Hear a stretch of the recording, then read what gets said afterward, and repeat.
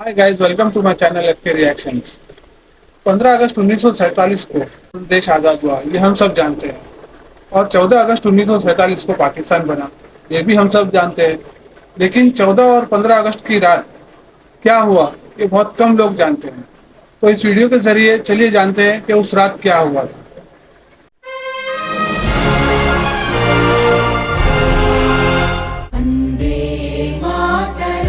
आज हम आपके सामने लाने जा रहे हैं 14 अगस्त की रात का वो सच जिसे हर भारतीय जानना चाहेगा। वो रात जिसने हिंदुस्तान का इतिहास, भूगोल, भविष्य और सोच को बदल दिया। वो रात थी आज़ादी की रात। दिल्ली में 14 अगस्त की शाम से ही जोरदार बारिश हो रही थी। रात 9 बजते बजते रायसीना हिल्स पर करीब 5 लाख लोगों का हुजूम जमा हुआ था। बारिश अब भी जारी थी। रात को करीब 10 बजे सरदार पटेल, जवाहरलाल नेहरू, डॉक्टर राजेंद्र प्रसाद और माउंटबेटन वाइसरॉय हाउस पहुंचे। 14 अगस्त 1947 की रात 12 बजने में कुछ ही मिनट बाकी थे। तब पंडित जवाहरलाल नेहरू ने 2 लाइनें कहकर अपना प्रवचन शुरू किया। At the stroke of the midnight hours when the world sleeps, India will be awake to life and freedom. चंद ही मिनटों में 12 बजे और 15 अगस्त का ये दिन भारत के लिए खुशियां लेकर आया। 190 सालों बाद ब्रिटिश हुकूमत से देश स्वतंत्र हुआ था, लेकिन इन खुशियों के साथ उतना ही गम था, क्योंकि भारत ने अपना 3,46,737 स्क्वायर किलोमीटर का पूरा विस्तार और करीब 8 करोड़ 15 लाख लोग एक ही रात में गंवा दिए थे। देश 2 टुकड़ों में विभाजित हुआ था, हिंदुस्तान और पाकिस्तान। हिंदुस्तान यूं ही आजाद नहीं हुआ। 15 अगस्त के बहुत पहले ही ब्रिटिश हुकूमत का अंत शुरू हो गया था। महात्मा गांधी के जन आंदोलन से देश में नई क्रांति की शुरुआत हुई थी, तो एक और सुभाष चंद्र बोस की आजाद हिंद फौज ने अंग्रेजों का जीना दुश्वार कर रखा था। ऊपर से दूसरे विश्व युद्ध के बाद ब्रिटिश सरकार में उतना दम भी नहीं था कि वो हिंदुस्तान पर अब शासन चला सके। इसलिए माउंटबेटन को भारत का आखिरी वाइसरॉय बनाया गया था, ताकि देश को आधिकारिक तरीके से स्वतंत्रता दी जा सके। अंग्रेजों ने भारत को शुरुआत में 3 जून 1948 के दिन स्वतंत्र घोषित करने का निर्णय लिया था, लेकिन मोहम्मद अली जिन्ना ने पाकिस्तान नामक अलग मुल्क बनाने की ठान ली थी, जिसके चलते देश में कई जगह पर सांप्रदायिक हिंसा शुरू हो गई। बिगड़ती परिस्थिति को देख अंग्रेज भारत को हो सके इतना जल्दी स्वतंत्र राष्ट्र घोषित कर देना चाहते थे, क्योंकि अंग्रेजों को भी भारत को आखिरकार एक टुकड़े में नहीं लेकिन 2 टुकड़े में विभाजित करना था। स्वतंत्रता के लिए दिन 15 अगस्त ही क्यों चुना गया? तो इसमें ऐसा है कि सिर्फ हम भारतीय ही शुभ और अशुभ में नहीं मानते थे, बल्कि अंग्रेज भी उतना ही मानते थे।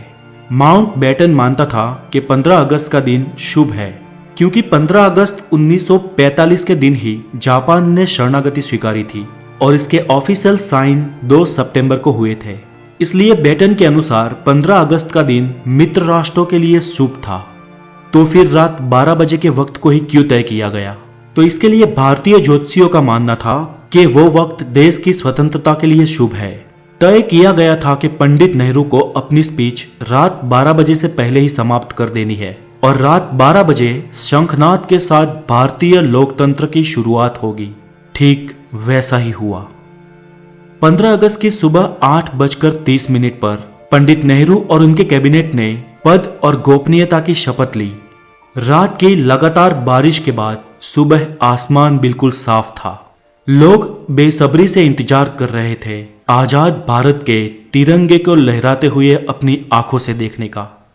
देश के तिरंगे को सबसे पहले जवाहरलाल नेहरू ने रात को 12 बजे ही पार्लियामेंट सेंट्रल हॉल में लहराया था और दूसरी बार सुबह 8:30 पर भव्य राष्ट्रध्वज को जनता के सामने ब्रिटिश राष्ट्रध्वज को उतारकर लहराया गया।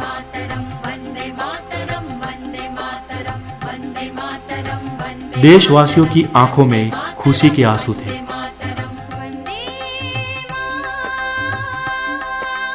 आजादी के बाद 15 अगस्त के दिन ही एक साथ अंग्रेजों ने देश को नहीं छोड़ा। आजाद भारत के कुछ आला अफसर भी कुछ समय तक अंग्रेज ही रहे।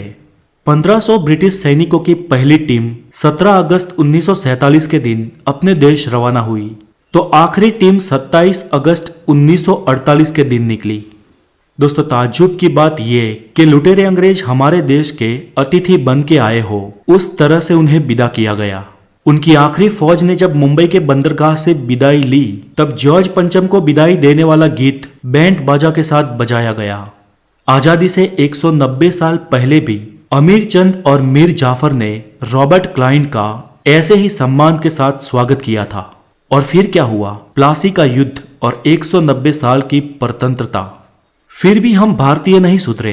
अतिथि देवो भव के सूत्र को हमने आज भी नहीं छोड़ा, फिर वो अतिथि वाकई देवतुल्य हो या हमें लूटने आया हो।